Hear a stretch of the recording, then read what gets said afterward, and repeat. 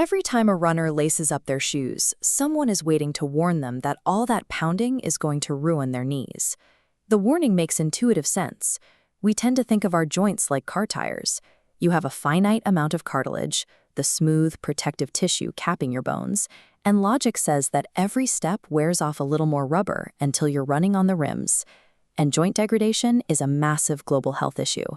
The World Health Organization estimates that osteoarthritis affects roughly 365 million knees worldwide, causing pain, stiffness, and severe mobility loss. This chart compares the prevalence of knee osteoarthritis across different populations. Based on a 2023 meta-analysis of over 12,000 people, recreational runners show an osteoarthritis rate of roughly 3 to 4%. But look at the sedentary group, the people resting to save their joints. Their rate is nearly 10%. If we track the weekly mileage of those runners, the data directly contradicts the car tire theory. As runners cover up to 50 kilometers, or about 30 miles a week, the risk line doesn't go up. It stays flat and even trends slightly down. We have a physical action that creates intense impact, yet the people doing it have healthier joints than the people sitting on the couch. Cartilage is living, active tissue made of cells that constantly rebuild themselves. But those cells have a unique anatomical problem. They lack a direct blood supply. To get the oxygen and proteins they need to survive, they have to rely on the fluid moving around the joint space. This cross-section demonstrates a process called cyclic loading. When you take a running step, the impact compresses the cartilage like a sponge, squeezing out old waste fluid. When you lift your foot, the joint decompresses, sucking in fresh, nutrient-rich fluid to feed the cells. Laboratory studies confirm that this regular pumping action stimulates the cells to produce more healthy cartilage building blocks. Running provides the exact biological pump required to keep the cartilage nourished, thick, and resilient. Yet thousands of runners still end up in a doctor's office with severe knee pain. If the impact of running isn't the primary cause, the clinical data points to very specific risk factors. The highest risk comes from a prior injury. If you tear an ACL or a meniscus, the physical mechanics of your knee are permanently disrupted.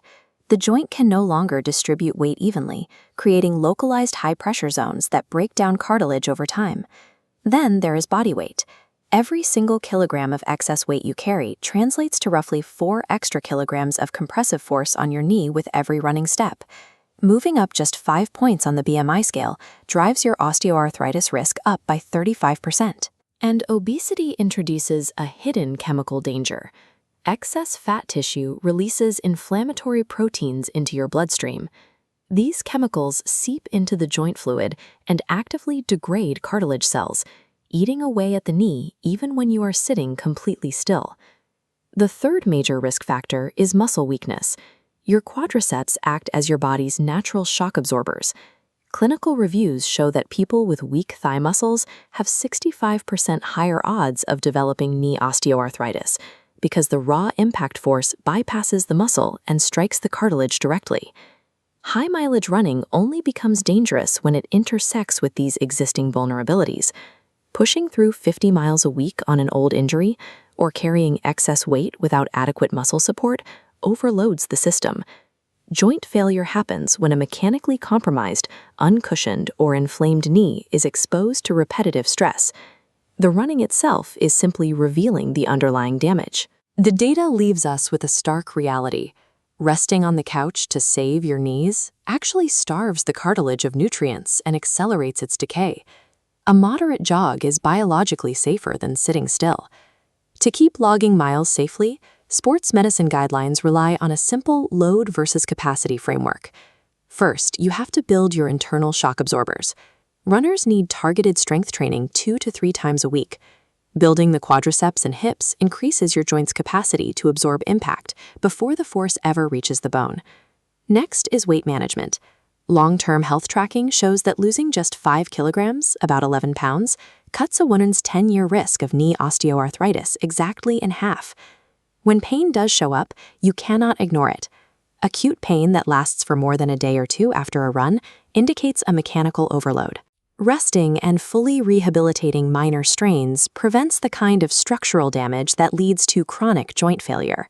Even for those already showing early signs of arthritis, complete rest is the wrong prescription. Physicians highly recommend low-impact aerobic exercise and often gentle running to reduce pain and restore joint fluid circulation.